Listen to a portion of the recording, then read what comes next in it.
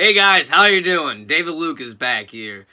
Today, we're gonna be reviewing, finally, Rogue One, a Star Wars story. Now, Rogue One, a Star Wars story. This is something I've been actually really waiting for to review. I've been really waiting for it to actually sit down and watch it again. Right off the bat, I'll say that I really like this one a lot. Like, I actually did a lot. I was really surprised by this movie.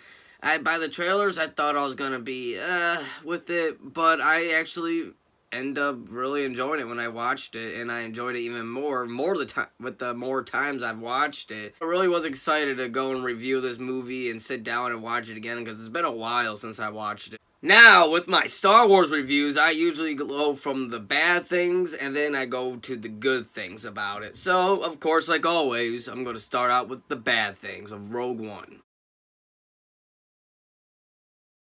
Now, right off the bat on this movie, I gotta say that I was really disappointed with with no opening credits. I really wish they put opening credits in. And I get it that they're trying to be different and have it be, separate from the actual Skywalker trilogy. I get they're trying to do that. But if you're trying to do that, then do that within the story. You don't need to take out the opening credits to it. To me, it kind of bothers me. Maybe it's just the Star Wars purist in me, but it bothers me when the first thing in the movie is no opening credits. Because that's how you know a Star Wars movie is a Star Wars movie with the opening credits. And I gotta say, I was really disappointed by that. Even to this day, it still bothers me. Something else, too, that I thought was really kind of ridiculous in this movie that was the whole Saw Gerrera's voice. I love Forrest Whitaker as an actor, and I actually really liked Saw Gerrera in the Clone Wars TV series when we seen him as a younger Saw Gerrera.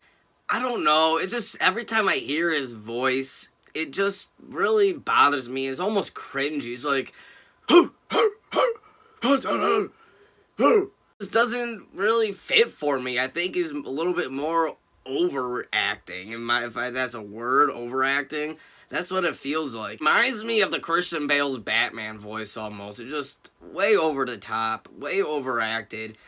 I just did not really like his voice at all. It does bother me every time he talks. And I do like Saw Gerrera as a character, but his voice just really bothers me.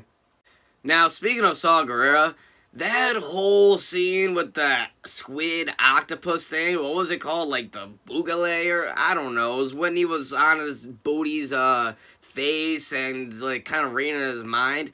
That whole thing I thought was just weird and did not feel like Star Wars at all. It really just felt odd and I was really confused every time I watch it. I'm kind of confused. Why do we need this scene in here? It's a really weird, odd, like I said, scene, and it doesn't make sense for the whole story. It just doesn't make sense. It would have been cool to maybe have it in kind of in the background, like how the Raftars were when they were just in the background with Force Awakens.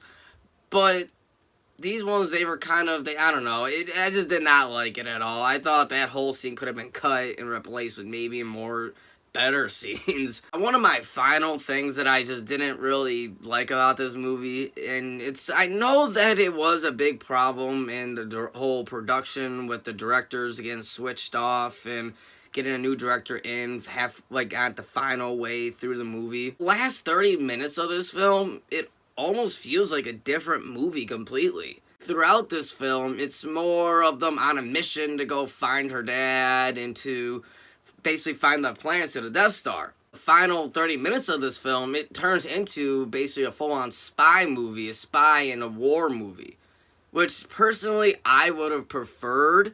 I really would have been interested to see the full-on spy and war movie, but we didn't necessarily get that throughout most of the film. I do really like the ending of it. It just doesn't fit, I feel like, with the rest of the movie. That's kind of something that bothers me, but it's not a full hating on the movie. It's just kind of like that last 30 minutes I wish was more of the whole movie rather than what we had. Even though I do like what we had, I just wish the spy and war movie was more of the story and more of the film than what it was. Now, with the things that I did like about this film was actually quite a bit. For starters, I love the beginning of this film. Minus the no opening credit scene, I love the beginning that we're basically getting an establishment of Krennic's and Galen's relationship, and we see that they were kind of close back in the day. And I already knew that because I've read the Catalyst book, that was the Rogue One prequel book. I already knew that they were friends and that they were allies from beforehand. I like how in the beginning of this film, we get some dialogue establishment between them. We get dialogue basically saying that, hey, we were friends before, we used to work on this project together, and Galen left the project because he knew how bad the Death Star was. He knew the real reason what they were making it for, and he didn't want to do it. So he left, and he basically hid with his family, and Krennic now finally tracked him down and is now searching for him to start the weapon again with the Death Star. And now in the beginning of that whole scene, we finally get the introduction of the Death Troopers, the whole black armor stormtroopers. I think those guys are badass. They are awesome. They were probably one of my favorite things to the edition of the whole movie is the Death Troopers. I think they're so badass. You don't really hear what they're saying through when they're talking. It's kind of all mumble jumbled up. I really like that because they're supposed to be like a special force group, military group for the Empire, and I think that's all really badass. They're all jet black. They have different kind of helmets going on. They do kind of resemble, I think, like the original drawings of the Stormtroopers before they filmed New Hope. So I think that's really dope that they kind of went back and got that whole design. I wish we would be able to see Death Troopers in the, original movies, but obviously they weren't thought of then.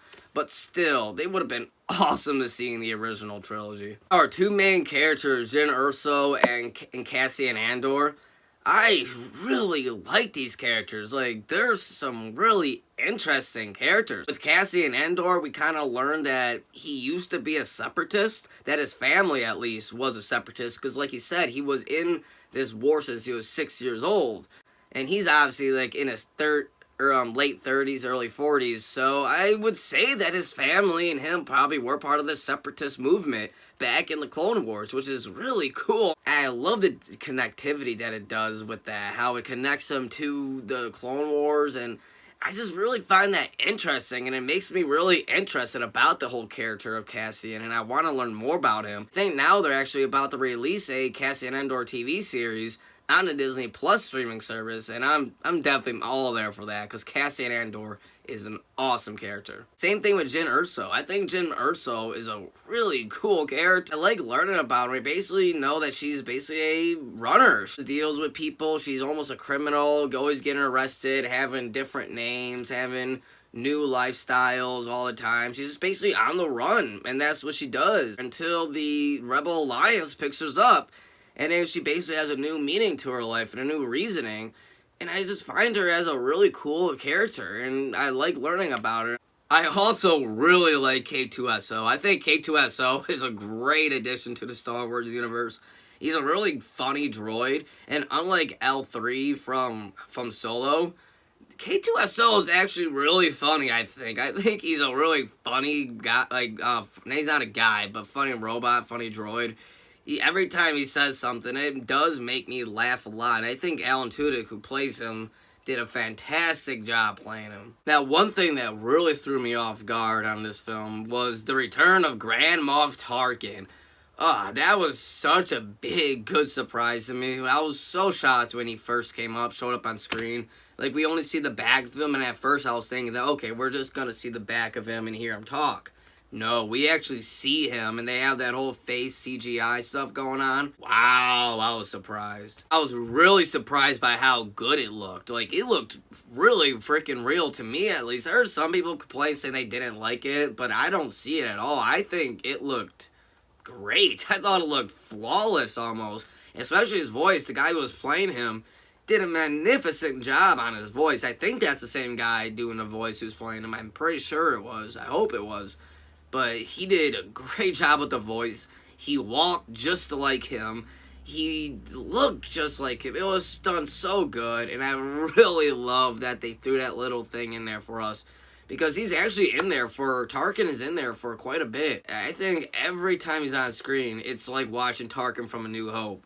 And I love Tarkin. Tarkin's just a badass character. I also really thought that Jedha was a really cool place, a really cool new planet that we've seen. It's almost like the ancient world for the Jedi, like one of the ancient worlds for them, because apparently the Jedi have so many ancient worlds where they would stay at, but this is one of the ancient worlds for them. We get introduced to the Guardians of the Whills. Really interesting concept, and I really would like to know more about the Guardians of the Whills and more about the Church of the Jedi and Church of the Force.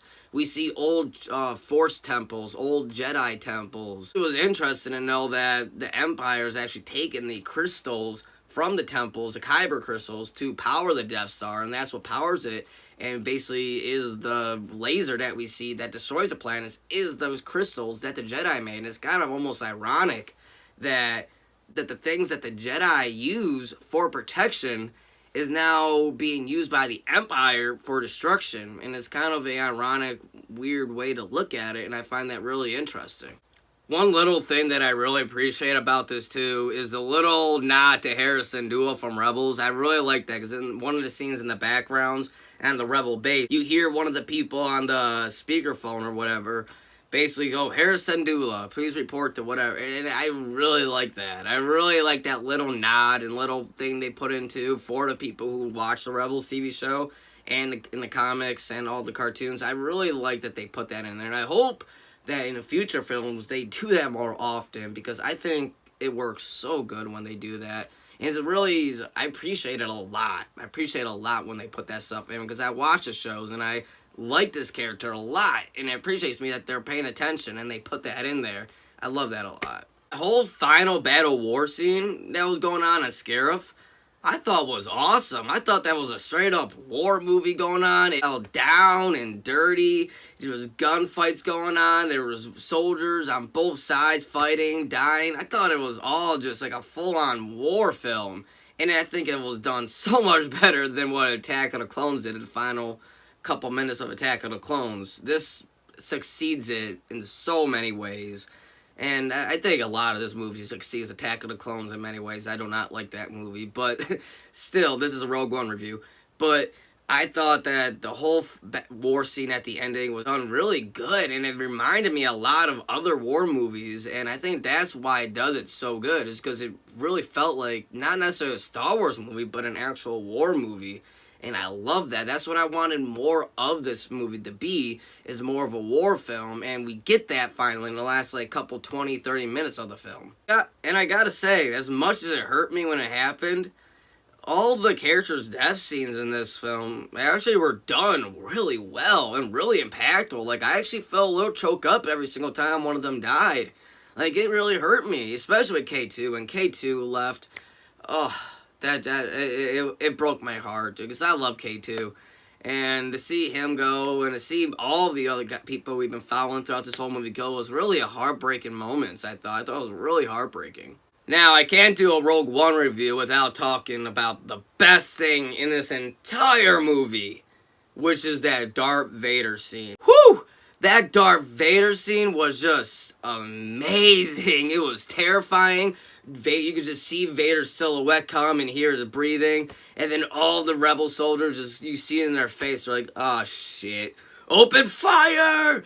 And he just blocks every fight, throws people up in the sky, and keeping them on the wall while chopping down a couple other guys, then going back to the guy on the wall, chopping him down, choking another dude, throw him around. You hear one guy just saying, screw it, just take the plans, and giving it to somebody else from on the other side of the door, because he knows he's screwed. He knows that there's no beating Vader. Vader kills him and just chopping them all down until they finally get the plans to Princess Leia and fly off.